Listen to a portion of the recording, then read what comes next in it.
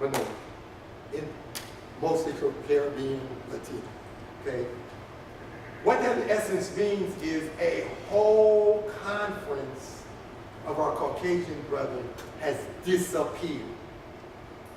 Because the hard reality is, there is a point where if enough minorities come, the majority culture leaves. Period. End of sentence. So, what has happened is, in our well-intentioned quest for integration, what we've really done is resegregated. Okay. Greater New York is an example of that. Florida Conference is another example of that. Florida Conference is one of the largest conferences in the North American region. I had the privilege of preaching for their camp. I was talking primarily to minorities, right? They were kind enough to bring me back to preach for their conference prayer event. There's a whole conference now. There were none. No, I couldn't count them. None. There were nobody there besides African Americans, Hispanics, and Caribbean. That's a conference that has flipped. Okay? Now ask yourself a question. New York is the largest city in the United States by far. How do you lose a whole conference? Did the leadership flip? Yes. Yes. So the leadership there is black now. Yes. Well, it was black. It's Latino now. They had a black president. He became the union president. And he was replaced by, I think his secretary was Latino. Okay. But the whole conference has flipped. Here's another example. England. Okay. Yes. I was just asking my brother here. His family goes to northern England. I preached at the southern England camp. That whole, no. Gone. And it's one of the great mysteries. How do you lose a whole, and I'm not talking about Pensacola now.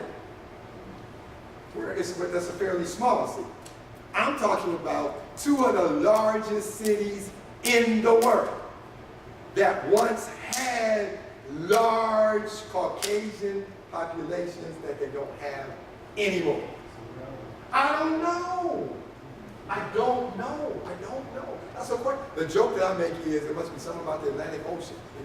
Because they're on both sides of the Atlantic. They just kind of drops off into it. There's no Caucasian church. No. There may be two in Greater New York. Okay? No, it's totally flipped. Because, I don't even enjoy having these conversations because it makes us face some painful truths about ourselves. Okay? But pretending like the problem isn't there doesn't make the problem go away. So the discussion then is, in the face of these realities, what's the best way to finish the work of God? Okay.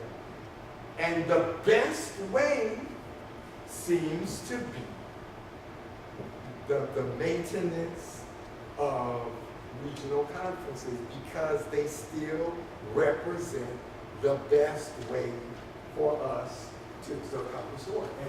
And let me show you, let me give you some hard numbers. Okay, here, this was in 2014. Okay. The church in North America is now majority minority. Okay, that was done 5 years ago. It's supposed to be done in 2019. I suspect that when we do that again, the top number is coming down. And Is that Value Genesis? I'm sorry?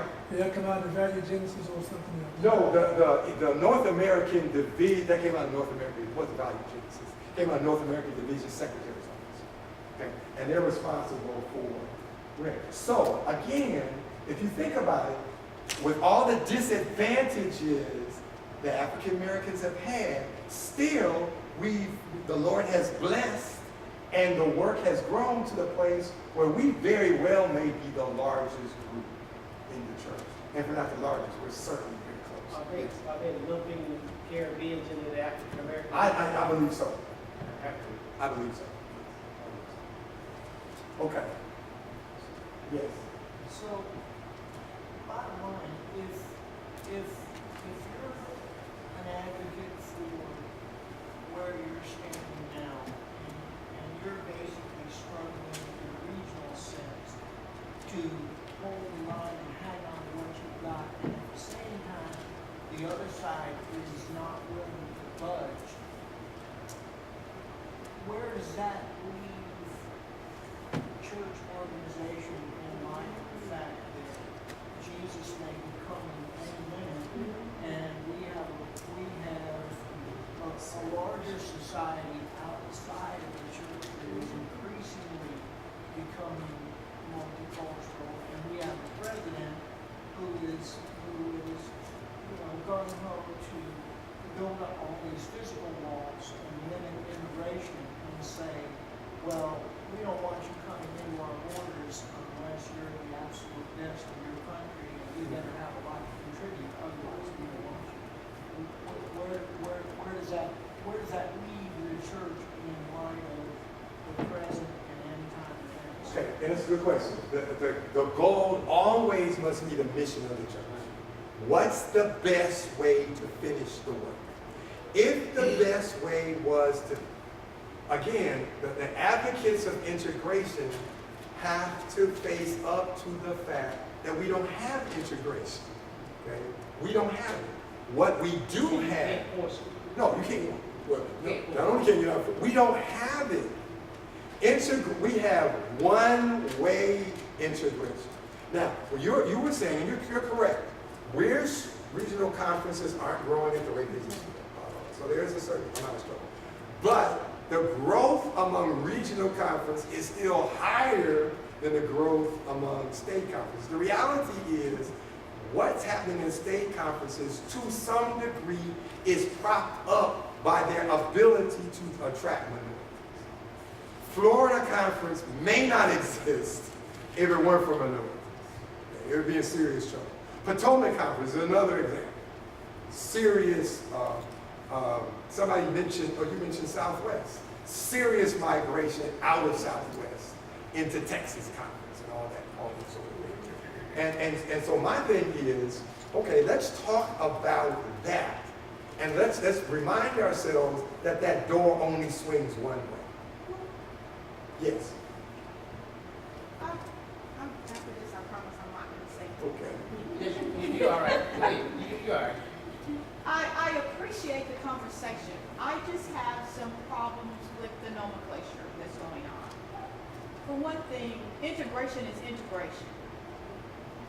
No matter if it's one way, the other way. Integration simply means the coming together of different races, if I'm not mistaken. Is that correct? It does, but let's understand the context that it happens in the United States and in the church.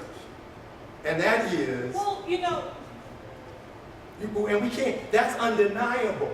What happens I is, just have a problem with you not walking into a congregation, be it a state conference or a regional conference, and there being black and white sitting there, and you're saying one-way integration. because that's what it is. It's integration is what it is. And no, it's not. Integration. Integrate, but it is integration, but understand the context. Because the context is important. If that integration occurred in South Central and in Gulf states, that would be a wonderful thing. Well, That would be equity. That would be epic. Yeah, right. Yeah, so the problem is not, if I could, the problem is not just integration. The problem is not equity, which is the same problem that Americans have, and the same problem that's affecting our communities. And our church, if you go back to the slide you had, has not been equitable since 1940. So, But it wasn't equitable then either. right. So, you know, in that context, I hear what you're saying, is not just the North American division, going back to his thing about the mission, in terms of finishing the mission, is there anything in the mission of the church, Advent SDA Church, period, that causes the brethren, black and white, to deal with the equity issue that is not going away, that is causing an imbalance in our churches flowing to their churches? And I'm sure, even though you implied it, I'm sure they are, maybe they're supplementing us some now, but eventually they don't want to supplant what the financial deficit, because you mentioned magazine. Now, I'm sure it's probably much more than that, or will be much more than that. So is the church overall going to ever deal with it? When I say, when the World Conference gets together, are they willing to deal with the equity problem that is happening in the North American division?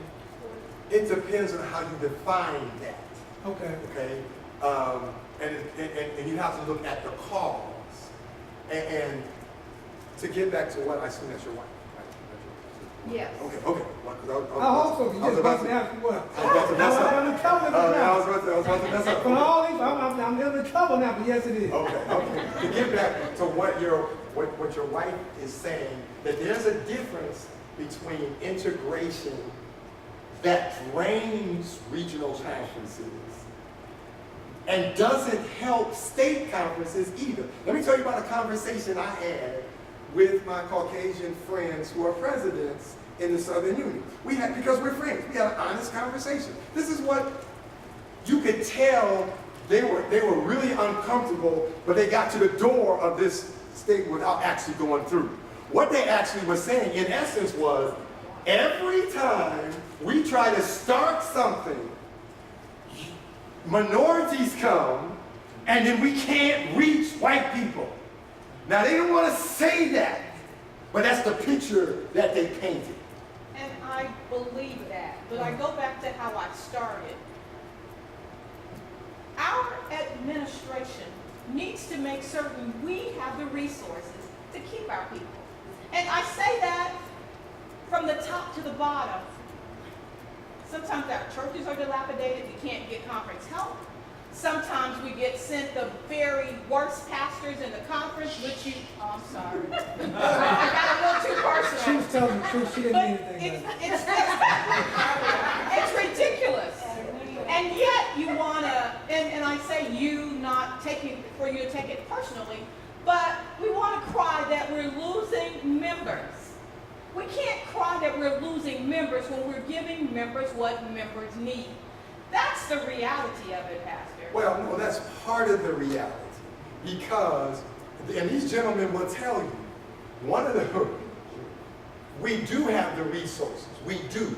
The problem is those resources aren't coming into the church the way that they need to go. Amen. People, again, when we talk about 30 to 40% of the people being faithful, that's the problem. Well, the discussion that people want to have is, okay, why can't the conference give us more money? Okay, and the reality is the percentage that leaves the church that goes beyond the conference level is dropping. It's been dropping for a while, right? But the problem is too many of us only want to look at one side of the problem, and that is what somebody else is doing. And that needs to be looked at. But that's not all that needs to be looked at. The problem isn't just what's going up, it's what's not coming in the first place. But we only, I can tell you, we only want to have discussions about what the conference isn't doing. The discussion, and again, just like you weren't directing at me, I'm not directing at you. We're cool. I got it. Okay. It's discussion. But the discussion typically, and I'm not saying, I used to be an administrator. You know, I know that for example, church school, you know, the reality is church school is never going to get fixed until the conference says we are going to fix it. It's never going to get fixed, okay?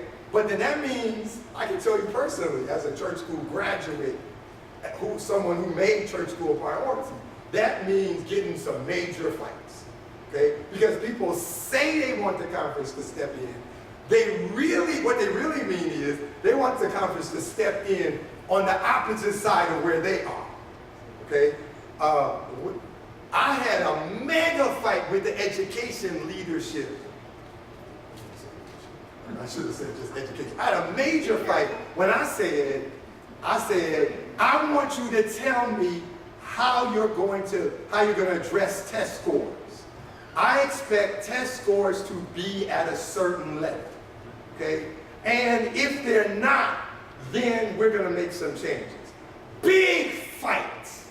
Because again, you want the conference president to intervene, so long as he doesn't intervene against you, okay?